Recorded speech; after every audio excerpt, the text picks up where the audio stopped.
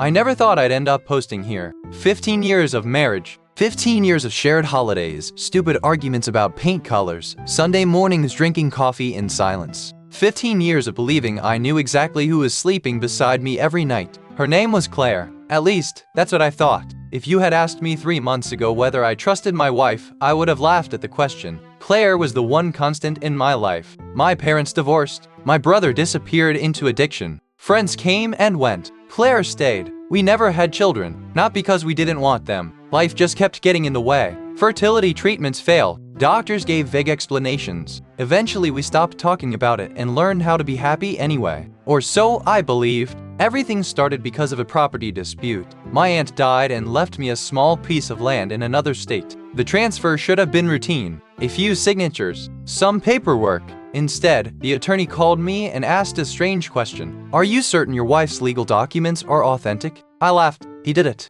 Apparently, there was an issue verifying Claire's birth certificate. Records existed, but some databases didn't match. Dates were inconsistent. One system showed a different county of birth than another. The attorney assumed it was a clerical error. So did I. When I told Claire that evening, something happened that I had never seen before. She froze. Not confusion, not annoyance. Fear. Real fear. For a split second, she looked like someone who had just heard a gun being cocked behind them. Then she smiled. Too quickly. It's probably nothing, she said, but her hands were shaking. That night I woke up around 3 in the morning. Claire wasn't in bed. I found her downstairs sitting in complete darkness. No television, no phone, just staring into nothing. When I asked what was wrong, she jumped so hard she nearly knocked over her chair. And for the first time in 15 years, my wife lied to my face so obviously that even she knew I could see it. The next morning, while she was in the shower, I opened the filing cabinet where we kept our personal records. Her birth certificate was gone. Every copy, every version.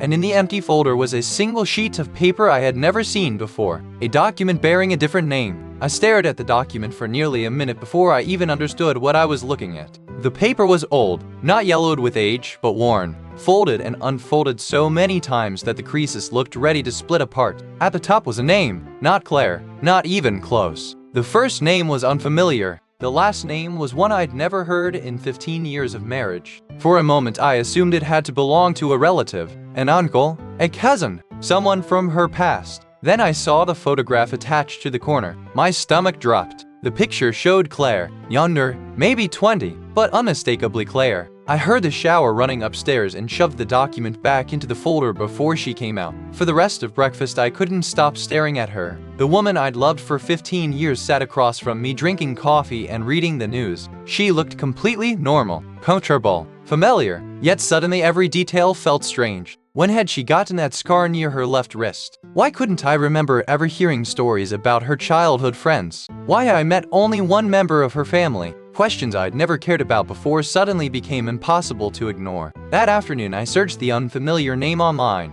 Nothing. No social media. No voter registration. No public records. It was as if the person had never existed. Then I searched Claire's legal name. Thousands of records appeared. Property taxes, employment history, driver's licenses. Everything looked normal until I started checking dates. And that's when the first crack appeared. According to official records, Claire graduated high school in a town she had never mentioned. The problem was that she had also told me she'd spent those same years living somewhere else entirely. 2 places, same time, both impossible. I kept digging. The deeper I went, the stranger things became. One database showed her first appearance at age 21. Another showed age 24. Several records before that simply didn't exist. No school transcripts. No hospital records. No childhood addresses. Nothing. It was like someone had pressed delete on the first half of her life. That evening I decided to confront her. I placed the mysterious document on the kitchen table. The moment she saw it, all the color drained from her face. She didn't ask where I found it. She didn't deny knowing what it was. She just stared. For nearly 30 seconds neither of us spoke. Finally, I asked the question, "Who is this?" Her eyes filled with tears. Not anger, not panic. Grief. The kind of grief that comes from carrying something heavy for far too long. Then she whispered 5 words that I still hear every night when I try to sleep. You need to stop looking. Not I'll explain. Not it's complicated. Just that. You need to stop looking. And somehow, hearing those words made me realize there was something much worse waiting beneath the surface. Because innocent people don't beg you to stop searching. They beg you to understand. The next morning, after Claire left for work, I drove to the town listed on the document. And there, for the first time, I met someone who claimed to know my wife, except they didn't know her as Claire. They knew her by another name entirely. The town was 4 hours away. I spent the entire drive convincing myself there had to be a reasonable explanation. Maybe Claire had changed her name after a family dispute. Maybe she had been adopted. Maybe she had escaped an abusive home and rebuilt her life. There were 100 possibilities. None of them prepared me for what happened when I arrived. The address from the document led me to a small diner on the edge of town. The building looked frozen in time. Same faded sign, same cracked windows, the kind of place where everyone knows everyone. I showed the waitress the photograph attached to the document. She stared at it. Then she smiled. "Wow," she said. "Haven't seen that face in years." My heart started racing. "You know her?" The waitress nodded. "Of course." I felt a strange relief. Finally, someone who could explain everything. Then she pointed at the photo. "That's not Claire." The relief vanished instantly. "Oh," she laughed. "No, that's definitely not Claire." She said another name. The same name I'd seen on the document. The name that didn't belong to my wife. At least not according to anything I'd ever known. I sat down and listened. The waitress remembered someone who looked exactly like Claire. Same eyes, same smile, same voice. But the stories felt wrong. Every detail contradicted the woman I'd married. She described someone outgoing, reckless, always getting into trouble. Claire was cautious, organized, predictable. The woman I knew planned grocery trips 3 days in advance. The person she described sounded like a stranger. Then the waitress said something even stranger. "He disappeared." I blinked. "What do you mean disappeared?" She shrugged. "Just vanished one day." The word hit me immediately. Not she.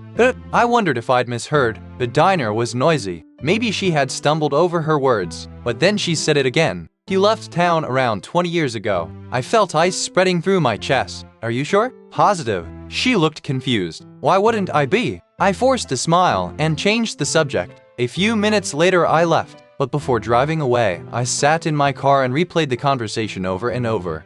Not she. It could have been a mistake. A slip of the tongue. Yet something about it felt deliberate. Like everyone in that town remembered a version of Clara that didn't match reality. I spent the rest of the afternoon tracking down more people. An old neighbor, a retired teacher, a mechanic. Each conversation made things worse. They all recognized the photograph. They all used the same name. And every single one of them described someone who seemed to vanish from existence around the same time Claire appeared in public records hundreds of miles away. One life ending, another beginning. Perfectly timed, perfectly separated, as if one identity had died so another could be born. By the time I drove home, I was shaking. I wanted Claire to explain everything. I wanted her to tell me there was a misunderstanding, that there was some bizarre administrative error connecting two unrelated people. Instead, when I walked through the front door, I found our living room completely empty. Every photograph from our marriage was gone. Every framed memory, every wedding picture, every vacation snapshot, removed.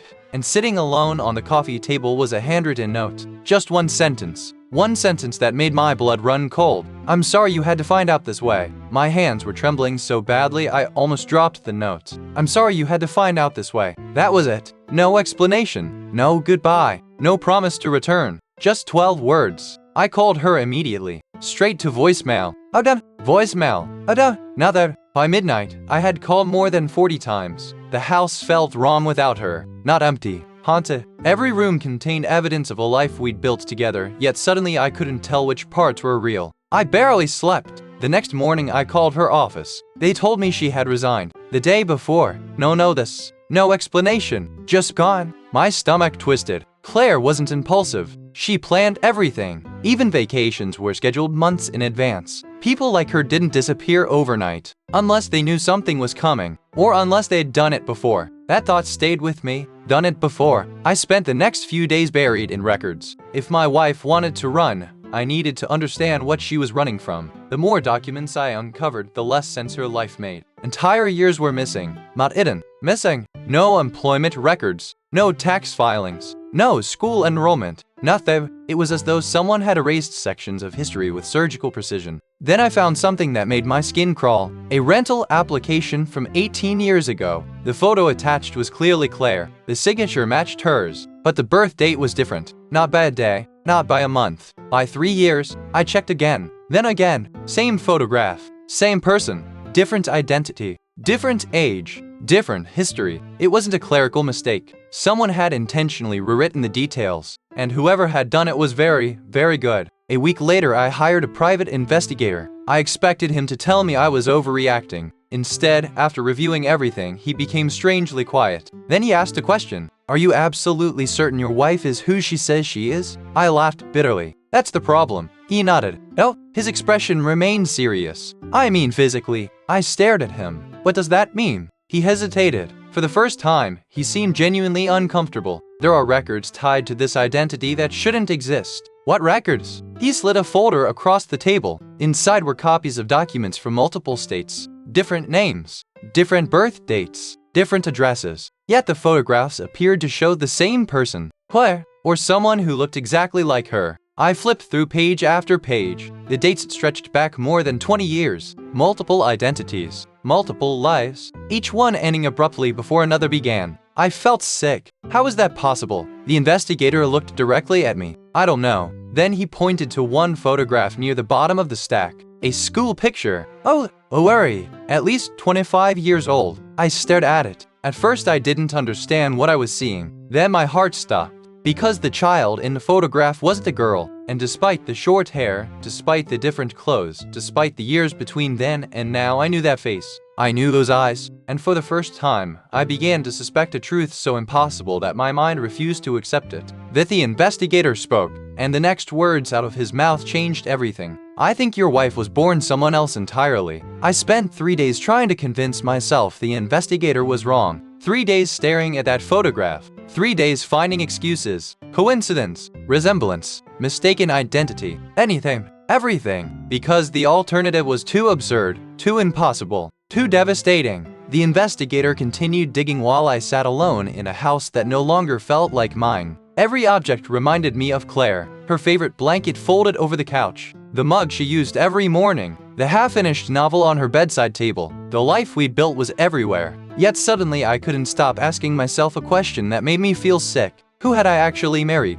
A week later, the investigator called. His voice sounded different. Careful, Mayor, like someone carrying explosives. We need to meet. The moment I sat down across from him, I knew. People don't wear expressions like that when they have good news. He placed a thick folder on the table. Before you read this, understand something. I said nothing. He continued, everything suggests your wife genuinely became the person she presented herself as. What does that mean? It means this wasn't a temporary disguise. His eyes met mine. This was a complete replacement of identity. My chest tightened. He opened the folder. Inside were fragments, medical records, court documents, name change petitions, old photographs, half-destroyed files recovered from archives. Nothing complete, just pieces. Pieces that slowly formed a picture I desperately didn't want to see. The child from the school photograph had been born male. The records weren't perfect. Many had disappeared. Others had clearly been altered. But enough survived to establish one undeniable fact.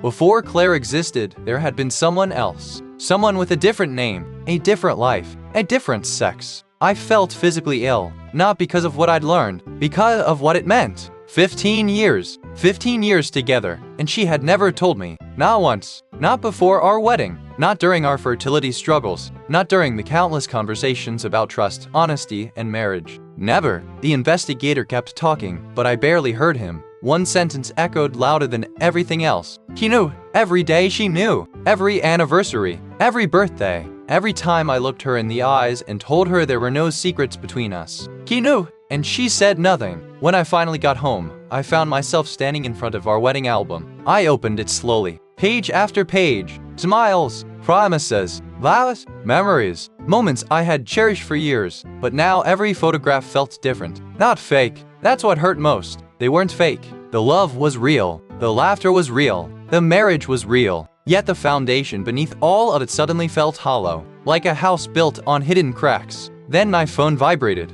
An unknown number. One text message. No greeting. No explanation. Just 6 words. I never wanted to hurt you. I knew instantly who had sent it. I stared at the screen. Then another message appeared, and this one terrified me. There's something else you haven't found. I must have read that message 50 times. There's something else you haven't found. For a few seconds, I forgot how to breathe, because by that point, I thought I'd already discovered the worst possible truth. My wife had spent 15 years hiding the reality of who she had once been. What could possibly be worse than that? I called the number immediately. No answer. I texted back. Where are you? Nothing. Claire, please. Still nothing. Hours passed. Then, just after midnight, another message arrived. One address. No explanation. No instructions. Just an address. The location was 2 hours away. An old storage facility. I left before sunrise. The entire drive, my thoughts kept circling the same question. Why now? Why reveal anything at all? She could have vanished forever. She clearly knew how. The false identities, the missing records, the disappearing years. Everything suggested someone capable of becoming invisible. Yet she had contacted me. That meant she wanted me to know something, or feared I would learn it from someone else. The storage facility sat at the edge of an industrial district. Most of the units looked abandoned. The office manager was expecting me. That frightened me immediately. I was told you'd come, he said. Told by who? He shrugged. A woman. Of course. He handed me a key. Unit 317. Nothing else. The metal door rattled upward with a scream of rusted hinges. At first I thought the unit was empty. Then I saw the boxes. Dozens of them. Stacked floor to ceiling. Every one labeled by year. A personal archive. A hidden history. I opened the nearest box. Photographs. Hundreds of them. A life I'd never seen. A life Claire had never discussed. The younger version of her or the person she had once been appear throughout them. Birthday parties. School events. Family gatherings. Ordinary moments. Proof that someone had existed before Claire. Proof that this wasn't merely a fabricated identity. This had been a real person. A real child. A real life. Then I noticed something strange. The photographs stopped abruptly. Around age 17. Everything after that was gone. No graduation. No adulthood. No transition from one life into another. Just silence. As though history itself had been cut in half. I spent hours searching through the boxes. Letters. Journals. Newspaper clippings. Documents. Most raised more questions than answers. But one item stood apart from everything else. A sealed envelope. My name written across the front. Not husband. Not my love. Just my name. Inside was a handwritten letter. The first sentence hit me like a punch. If you're reading this, you've already learned what I was born as. My hands shook as I continued. Then I reached the second paragraph, and suddenly I understood why she'd said there was another secret. Because the letter wasn't about her past. It was about our marriage, about something that had happened 15 years ago, something she had hidden from me since the day we met. And by the time I reached the bottom of the page, I realized the woman I loved had not met me by accident. She had been looking for me long before I ever knew she existed. I read the letter 3 times before I trusted my own eyes. Then a 4th, then a 5th. The words never changed. Neither did the feeling growing in my stomach. Fear. Not because Claire had been born male, not because of the false identity, but because of what the letter revealed about the beginning of our relationship. The beginning I thought I knew. The beginning I had treasured for 15 years. According to Claire, it had never happened the way I remembered. I always told people our meeting was fate. A stupid coincidence. A coffee shop. A spilled drink. An awkward conversation. 2 strangers laughing about bad luck. The kind of story people smile at. The kind of story married couples repeat for years. But the letter destroyed that story in a single paragraph. She had known who I was before that day. Not personally, not intimately, but she knew of me. She had spent months quietly following pieces of my life from a distance. Not stalking, not obsessing, watching, learning, trying to decide whether I was the kind of man she could trust. The kind of man she could build a life with. The kind of man who would never discover what she had been. I felt physically sick. Every memory shifted beneath my feet. That first conversation, the first date, the first kiss. Had any of it been real? Or had I simply walked into a story she had already begun writing? The letter anticipated my anger. She knew exactly what I would ask. Yes, I chose you before you chose me. I stared at those words, but everything after that was real. I wanted to throw the letter across the room. Instead, I kept reading. She described the fear she had lived with every day. The fear of discovery. The fear that one document, one old acquaintance, one mistake would destroy everything. Destroy us. And then I reached a passage that hurt more than anything else. I wanted to tell you 1,000 times. 1,000 times. I believed that. That's what made it unbearable. Because I could hear her voice saying it. I could imagine every moment she described. Every anniversary, every holiday, every quiet evening when the truth sat between us like a third person at the table. And every time she chose silence, the final page contained directions, specific instructions, a town, an address, a person to find. If you want the truth, she wrote, talk to him, not her. Oh, the wording stopped me cold. The address belonged to a nursing home, 3 states away. At the bottom of the page was a name I didn't recognize. No explanation, no context, just a note. He is the only person alive who knows everything. I folded the letter and slipped it back into the envelope. For the first time, I wasn't sure I wanted answers anymore, because every answer so far had only created worse questions. But I went anyway, and 24 hours later, sitting across from a dying old man I'd never met, I learned the truth about Claire's past. And it was far stranger than I had imagined. The nursing home sat on the outskirts of a small town I had never heard of. By the time I arrived, I was exhausted, not physically, emotionally. Every discovery over the past few weeks had chipped away at something inside me. Trust, certainty, reality. I no longer knew which version of my life was real. The receptionist directed me to room 214. The man inside looked impossibly old, though fragile. His skin seemed almost translucent. When I introduced myself, his eyes widened immediately, not with surprise, recognition, as if he had been expecting me. You're her husband. It wasn't a question. I nodded. The old man closed his eyes. For several seconds, neither of us spoke. Then he whispered something that sent a chill through me. I always wondered if this day would come. I pulled the envelope from my bag. Who are you? He stared at the handwriting. For a moment I thought he might cry. Instead, he gave a sad smile. I was her teacher. That wasn't the answer I expected. Not a parent, not a relative, a teacher. Seeing my confusion, he nodded. Not just a teacher. He looked away.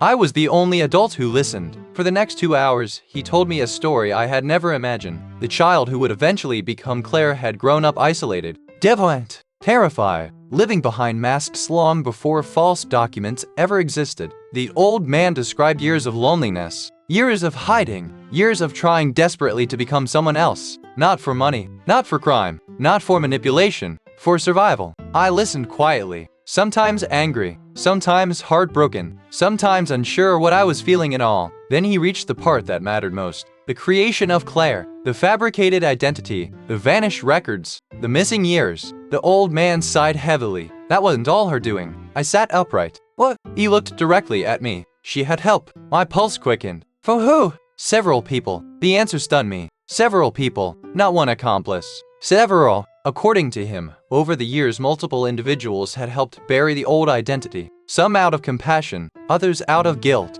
A few because they believed they were protecting someone vulnerable. The result was a patchwork existence, a life stitched together from fragments. One identity slowly fading while another took its place. Claire hadn't simply reinvented herself. An entire network of people had helped make the reinvention possible. The scale of it was difficult to comprehend. Then I asked the question that had haunted me from the beginning. Did she love me? The old man's answer came instantly, without hesitation. More than anything, I looked away, because somehow that hurt even more. The old man leaned forward. His voice was barely audible now. That's why she ran. I frowned. What do you mean? His eyes filled with sorrow. She didn't leave because you found out. My heart skipped. And why? For the first time, genuine fear appeared on his face. And when he answered, every hair on my body stood up. Because someone else found her first. For several seconds, I couldn't speak. The old man's words echoed in my head. Someone else found her first. Not me, not the investigator. Someone else. Someone who knew who Claire had been. Someone who knew where she was. Someone who had been looking. Who? I finally asked. The old man shook his head. I don't know. Then how do you know they're real? His expression hardened. Because she contacted me. That got my attention immediately. What did she say? He swallowed. She was frightened. The answer didn't fit. Claire had hidden an entirely different identity for decades. She had navigated fake records, disappearing histories, and multiple legal lives. I couldn't imagine much that would scare someone like that. Yet the old man looked genuinely disturbed. She said someone had started asking questions. I felt a knot tighten in my stomach. What kind of questions? The kind only someone from her past would know to ask. A terrible possibility entered my mind. Family? The old man hesitated, then shook his head. No? An old friend? No? His eyes lowered. Someone she believed was dead. The room went completely silent. I stared at him, waiting, hoping he would explain. Instead, he looked exhausted, like revisiting these memories physically hurt him. Eventually, he spoke again. Years ago, before Claire became Claire, there had been another person. Someone important. Someone connected to the final years of the life she left behind. The old man refused to give details, not because he didn't want to, because he genuinely didn't know everything, only fragments, rumors, fear. What he didn't know was that this person had vanished decades earlier, though presumed dead. And recently, according to Claire, signs of that person had started appearing again. Questions, messages, references to events nobody should remember. Details buried deep inside the abandoned identity. Details that should have disappeared forever. I felt cold, not because it sounded supernatural, because it sounded human. Someone knew, someone remembered, and they were getting closer. Before I left, the old man handed me a small photograph. I think she wanted you to have this. The image showed Claire years before I met her. She couldn't have been older than 20. She was smiling, standing beside another person. The photograph had been damaged, partially torn. The second person's face was missing. Only one arm remained visible around her shoulder. On the back was a handwritten date, and beneath it, 6 words. The last day before everything changed. I drove home in silence. That night I studied the photograph for hours. At around 2 in the morning, I noticed something I'd missed. A reflection in a nearby window. Tiny, alert, almost invisible, but not invisible enough. The missing person's face wasn't completely gone. Part of it remained in the glass, just enough to identify them. The moment I recognized who it was, my blood turned to ice. Because I had seen that face before. Not in Claire's past, not in any of the boxes, not in the old records. I had seen it recently, very recently, less than a month ago. The face belonged to the man I had hired to investigate my wife. And suddenly I realized he hadn't been searching for Claire. He had already known exactly who she was. I didn't sleep that night. How could I? The investigator's face stared back at me from the damaged reflection in that photograph. At first I thought I was imagining it, looking for patterns that weren't there. But the longer I compared the image to pictures from his website, the more certain I became. It was him, older now, of course, but unmistakably him. The same eyes, the same jawline, the same scar near his temple. The man I had trusted to uncover my wife's secrets had somehow been part of them all along. By sunrise, I had reached a terrible conclusion. I had never hired an investigator. An investigator had found me. His business was legitimate. His credentials were real. But now I couldn't stop wondering whether our meeting had been a coincidence at all, or whether I had been guided toward him from the very beginning. I drove to his office. The door was locked. The windows were dark. A neighboring business told me he had cleared everything out the previous afternoon. No forwarding address, no explanation, just vanished. The same way Claire had. The same way so many pieces of her history had vanished. For the first time, I understood why she had called herself a ghost in one of her letters. Ghosts leave traces, footprints, echoes, fragments. Enough to prove they existed, never enough to hold onto. 3 days later, my phone rang. Unknown number. I answered before the first ring finished. Neither of us spoke at first. Then I heard her voice. Claire. The sound nearly broke me. I had imagined this conversation 1,000 times. Anger, accusations, demands. Instead, when the moment finally arrived, only one question mattered. Was any of it real? Silence. Then a shaky breath. All of it. I closed my eyes. Every memory flooded back. The wedding, the vacations, the lazy Sundays, the years, the life. A life built on a lie, and yet somehow filled with genuine love. I should hate you, I whispered. I know, but I don't. She started crying. So did I. For several minutes, neither of us could speak. Finally, I asked the question that had haunted me since the day I found the missing birth certificate. The question at the center of everything. The question no document could answer. How do I trust someone who never told me the truth? Her reply came softly. Broken. Honest. You lost. The answer shattered me, because it was the first completely honest thing she had given me. Then she said something else, something I'll carry for the rest of my life. You fell in love with who I became. I fell in love with the only person who ever made me wish I hadn't lied. The line went silent. No goodbye, no promises, no dramatic ending, just silence. I never saw her again. People ask whether I still love her. The truth is complicated. I don't know if you stop loving someone after 15 years. I don't know if love survives betrayal. I don't know whether our marriage was real, false, or something in between. What I do know is this. I spent 15 years believing I knew everything about the woman I married. In the end, I discovered I had married a ghost. And somehow, despite everything, she was still the love of my life. This is the end of the story. Don't forget to share with your friends, comment, like, and subscribe.